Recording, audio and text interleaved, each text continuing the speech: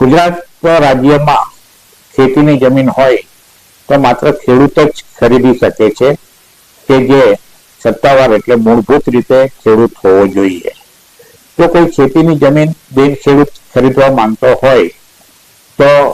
ગુજરાત રાજ્યમાં બિન ખેડૂત ખેતીની જગ્યા લઈ શકતો નથી. પરંતુ કોઈ વ્યક્તિ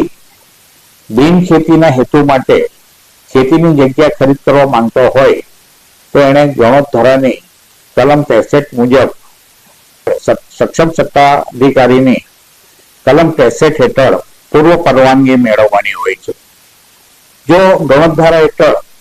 સક્ષમ સત્તાધિકારી કલમ 63 હેઠળ ખેતીની જમીન ખરીદવા માટે બિન ખેડૂતને પરવાનગી આપવાની સત્તા ધરાવે છે, તેવા સંજોગોમાં બિન ખેડૂત ખેતીની જમીનનો વેચાણ દસ્તાવેજ કરી પોતાના નામ પર રેવન્યુ રેકર્ડમાં દાખલ કરી શકે છે. પરંતુ જ્યારે આવી રીતે સત્તાધિકારીએ બિન ખેડૂતને ખેતીની જમીન ખરીદ કરવા માટે પરવાનગી આપી હોય તો એ શરતના આધીન હોય છે કે પરવાનગી મેળવનાર એટલે વેચાણ દસ્તાવેજ કરાવી લેનારે અમુક સમય મર્યાદામાં એવી ખેતીની જગ્યા ખરીદી હોય તેને બિન ખેતીમાં ફેરવી લેવાની અને બિન ખેતીની પરવાનગી મેળવી લેવાની. એટલે કોઈ પણ બિન ખેડૂતને બિન ખેતીના કામે ખેતીની જગ્યા ખરીદવી હોય તો એ ડાયરેક્ટ ખેતીની જગ્યા ખરીદી શકે છે, અને